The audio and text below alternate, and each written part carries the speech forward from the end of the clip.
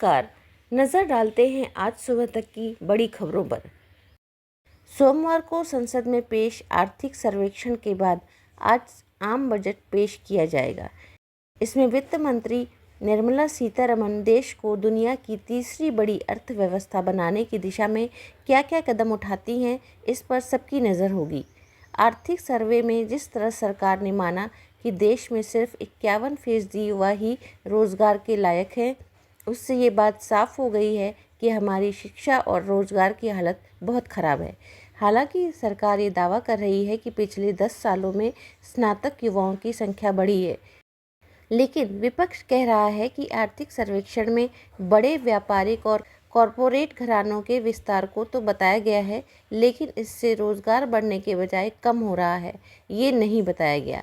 India गठबंधन के तमाम दलों की बैठक आज शाम कांग्रेस अध्यक्ष मल्लिकार्जुन खड़गे के घर होगी।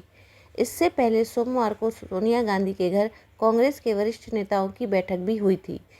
इसमें संसद के इस सत्र के दौरान उठाए जाने वाले प्रमुख मुद्दे और रणनीति पर चर्चा हुई। संसद में प्रश्नकाल के दौरान जिस तरह राहुल गांधी और अखिलेश यादव ने शिक्षा व्यवस्था पर गंभीर सवाल उठाए और सरकार को कटघरे में खड़ा किया, उसकी भी पूरे दिन चर्चा रही। शिक्षा मंत्री धर्मेंद्र प्रधान भी उन आरोपों से बौखलाए नजर आए। मोदी, ये सरकार किसी और का रिकॉर्ड बनाए ना बनाए, लेकिन पेपर लीक का रिकॉर्ड जरूर ये सरकार बनाएगी। There is a very serious problem in our examination system. This is not just a question of NEET, it is in all the major examinations. Millions of people believe that if you are rich and if you have money, you can buy the Indian examination system. And by the way, and this is the same feeling that the people in the opposition have. Sir, इससे दुर्भाग्यजनक बयान देश की नेता प्रतिपक्ष का कुछ नहीं हो सकता है। सर, मैं कठोर शब्द से इसको निंदा करता हूं। एक और खबर एनडीए के कुछ घटक दलों को परेशान करने वाली रही कि सरकार ने साफ तौर पर बिहार को स्पेशल स्टेटस देने से मना कर दिया। जाहिर है कि इससे नीतीश कुमार और चंद्रबाबू नायडू जैसे सहयोगियों को झटका लगा है। अब विपक्ष को लग रहा है कि उनका ये असंतोष इंडिया गठबंधन में उनकी वापसी का रास्ता साफ कर सकता है। लालू यादव ने तो कह भी दिया कि अब नीतीश कुमार को वापस आ जाना चाहिए।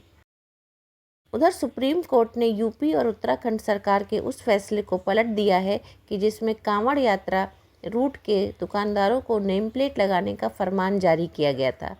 इसके बावजूद अभी कई तस्वीरें ऐसी आईं कि पुलिस वाले सब दुकानदारों के नेम प्लेट चेक कर रहे हैं। दरअसल ये मुद्दा उठाकर भाजपा ने देश के ज़रूरी मुद्दों से जिस तरह ध्यान भटकाने की कोशिश की है और नफरत की राजनीति की फिर से शुरुआत की है, उससे विपक्ष को बड़ा मुद्दा मिल गया है। उधर अब ये मांग मध्य प्रदेश के हिंदू संगठन भी करने लगे हैं कि उज्जैन में भी ऐसा होना चाहिए। आज भी इस मुद्दे पर आरोप प्रत्यारोप लगते रहेंगे। दिन भर की अन्य अहम खबरों पर भी हमारी नज़र बनी रहेगी। फिलहाल अभी तक के लिए इतना ही। नमस्कार।